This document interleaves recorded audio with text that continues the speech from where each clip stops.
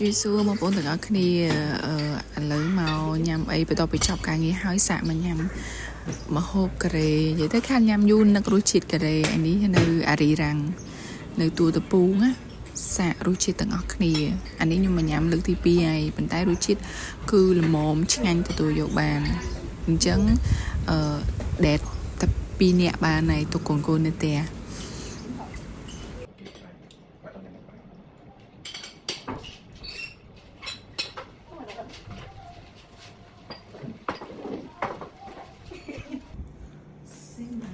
ម្ហូប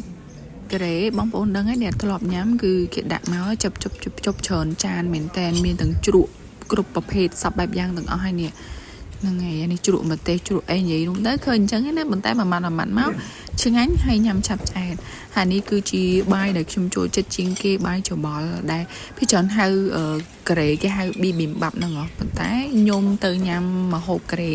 សាច់អាំងដុំហ្នឹងគឺខ្ញុំចូលចិត្តញ៉ាំបាយហ្នឹងជាងគេគឺវាឆ្ងាញ់វាច្របល់គ្រប់មុខហ្មងណាហើយឆ្ងាញ់ជាងគេដាក់អាផ្សិតដោយអាផ្សិតផ្លូវមាន់នោះដាក់ចូលទៀតទៅអូយរសជាតិក្តៅហុយហើយនេះវិញមីកូរ៉េមីត្រជាក់មីវាពណ៌ខ្មៅហ្នឹងតែខ្ញុំអត់សូវចូលចិត្តញ៉ាំម៉ានេះដោយសារអីធម្មតាធ្លាប់តែញ៉ាំមីទឹកស៊ុបក្តៅតែដល់ពេលមីវាយ៉ាងត្រជាក់អញ្ចឹងគឺខ្ញុំអត់សូវចូលចិត្តញ៉ាំទេតែច្របល់វាចូលគ្នាឲ្យចូលជាតិចឹងមក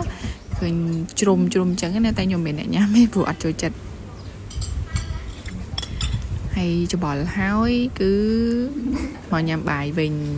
និយាយរួមទៅចំណង់ចំណូលចិត្តរបស់ខ្ញុំនឹងហ្មងគឺប៊ីប៊ីមបាប់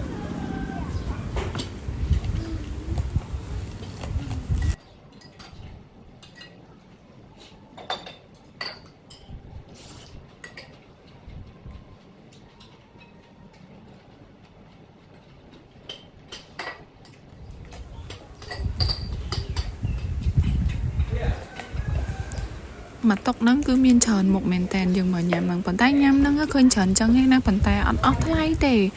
នេះគឺញ៉ាំសាច់អាំងគឺបន្ទាប់ខ្ញុំទៅតែចេះញ៉ាំអាស្លឹកបេះដូងគេហ្នឹងខ្ញុំមិនដឹងថាហៅស្លឹកអីគេទេបន្ទាប់វាមកដាក់ស្លាប់ដាក់អីមកហើយដាក់គឹមជីដាក់ខ្ទឹមមកអាហ្នឹងកុំចោលឆ្ងាញ់ជាងគេគឺអាស្លឹកហ្នឹងហើយនឹងខ្ទឹមសហើយនឹងម្ទេសខៀវប៉ុន្តែដោយសារម្ទេសខៀវនៅនឹងគេអត់កាត់ដុំអញ្ចឹងគេខ្ញុំចូលចិត្តញ៉ាំទាំងវែងហ្មងដល់ពេលអញ្ចឹងញ៉ាំប៉ុណ្្នឹងសិនមកទប់ចឹងមកហើយដាក់ទឹកសៀងគេចូលបន្តិចមកអូថាឆ្ងាញ់មែនទែនជាតិឥឡូវ voice over ហើយនៅឃ្លានដងទៀតហ្មងណានេះម្ទេសវែងនេះជ្រលក់មួយទឹកសៀងគេមកនិយាយពីថាជាតិនោះជាតិពីមុនអត់ចេះញ៉ាំទេប៉ុន្តែឥឡូវនិយាយពីថាលេខ1បដ ாய் ចូលចិត្តបដ ாய் នៅអារីរ៉ាំងហ្នឹងរសជាតិគឺឆ្ងាញ់តម្លៃសមរម្យមកល្មមទទួលយកបានហើយ2នាក់មកកាផ្លេលើតុកហ្នឹងគឺញ៉ាំអត់ចង់អស់ផងញ៉ាំឡើងហល់បដ ாய்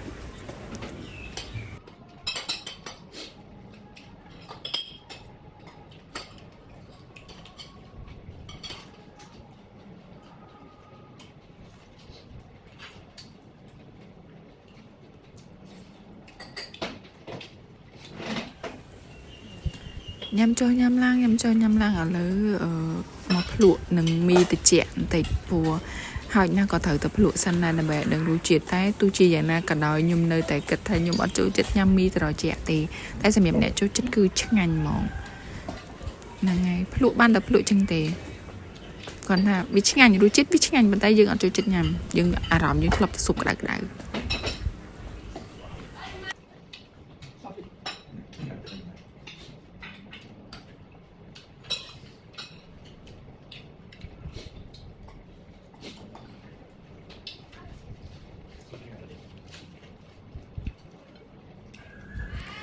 អញ្ចឹងមកសេតដល់នឹងគឺឆ្ងាញ់គ្រប់មុខញ៉ាំហើយមានអារម្មណ៍ថាគឺមានក្តីសុខខ្លាំងមែនតែនអញ្ចឹងបន្ទាប់ពីញ៉ាំអាហារគ្រប់មុខនៅលើតុនឹងរួចរាល់អស់ហើយគឺ